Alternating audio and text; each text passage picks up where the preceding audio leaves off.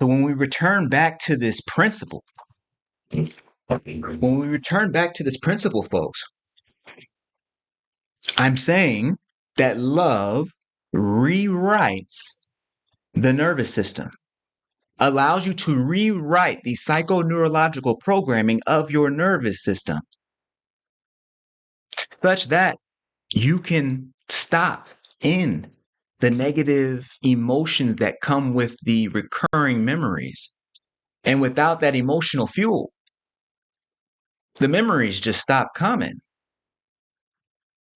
See, the problem was is that we were adding meaning instead of adding love. The problem was I was adding meaning instead of adding love. The problem was Veronica was adding meaning instead of adding love. And the meaning she was choosing was negative. The meaning I was choosing was negative. But watch how love comes through and cleanses from the inside out. That's the principle, champ. That's the principle. The principle.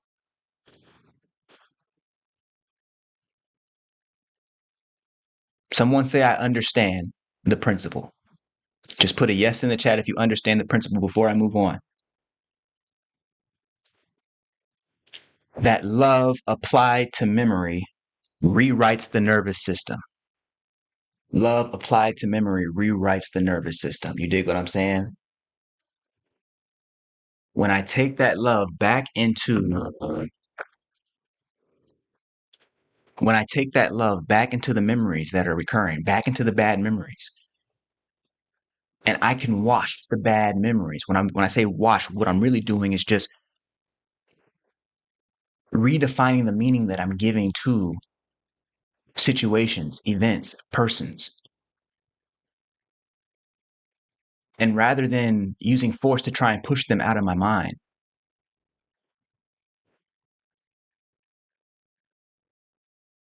I offer them awareness instead, attention instead, love instead.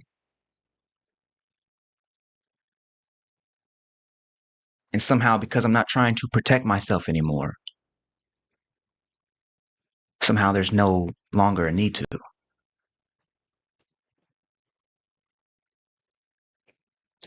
Now that we understand the principle that love applied to memory rewrites the nervous system, we need to now understand the pattern.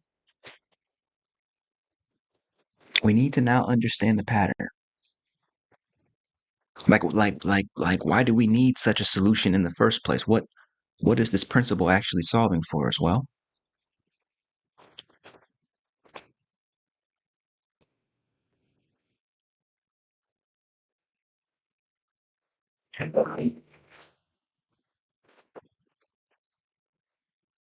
here we go.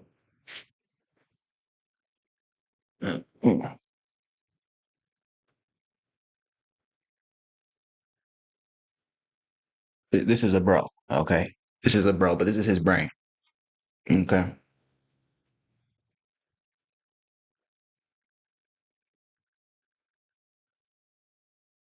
Uh,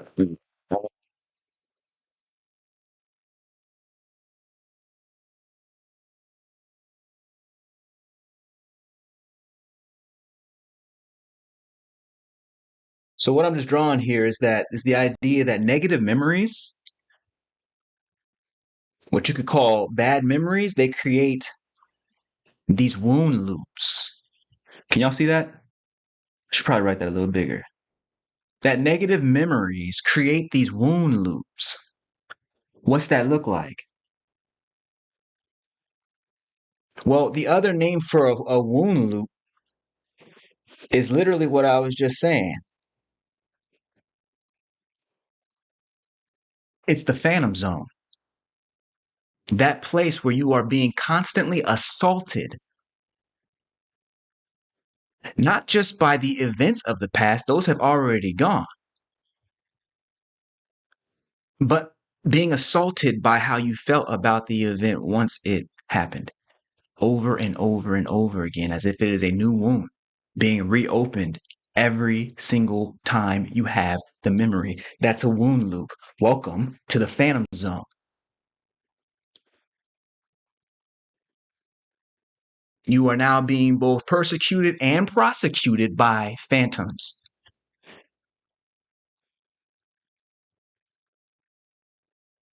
And somehow, if you are unprepared, they will win and they will wound you over and over and over again. It's the reason that people avoid getting into uncertain situations or taking that big risk in life. It's not so much that they're afraid of the failure the one time, they're afraid subconsciously of what happens when that failure keeps coming back around to remind them that they failed years and years later. It's as if every weekend they get to fail on something that happened 10 years ago. Sometimes every day they get to fail and experience that tragedy over and over and over again on the daily. They're wrapped up in the phantom zone.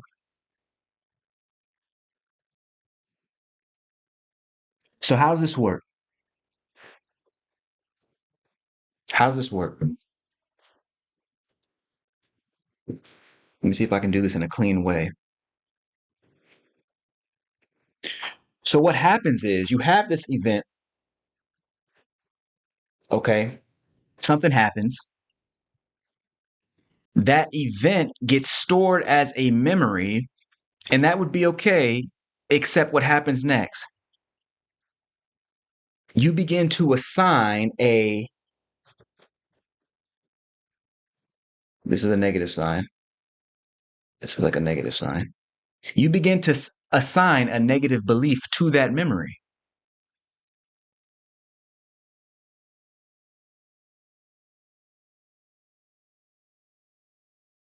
That negative belief,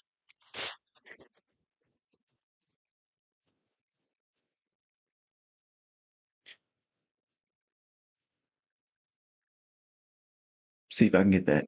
That negative belief creates a negative emotion. This is an N.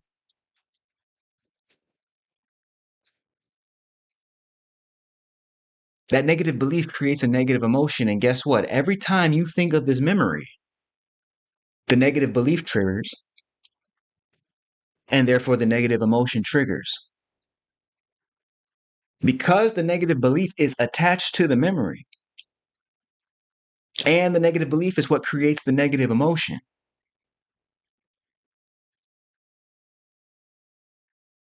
Every single time that the memory of this event triggers in your mind, it could be something somebody else says, something somebody else did. It could be something you saw on television. It could be something you saw in a movie. You could be in the theater right now experiencing a micro trauma, something that happened years and years ago, something that places you in the phantom zone because you have a untested, uncontested negative belief that is now creating a negative emotion. And the problem is that like a powerful chain of events, like a powerful chemical reaction, anytime the memory is triggered as an event in your mind, the negative belief is attached to it, and it automatically creates that negative emotion. You begin to feel it over and over again. You begin to feel this pain over and over and over again.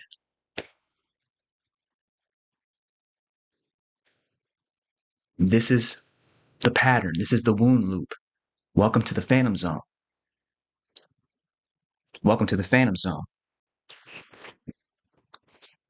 Someone put a yes in the chat if you understand before I move on. Because as long as you understand that the pattern is that negative memories create wound loops, negative memories put you in the phantom zone, because attached to those negative memories is the negative belief. Attached to that negative belief is the pain, the emotional pain. It triggers and creates the emotional pain anew.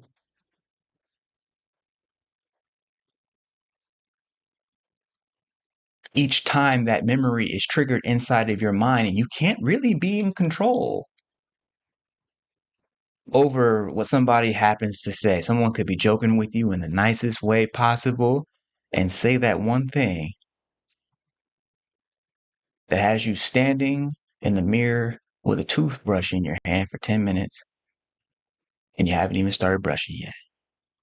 Because you're so far gone in the past, dealing with a situation that cannot be dealt with now, that no longer exists, but dealing with it as if it does. Welcome to the Phantom Zone.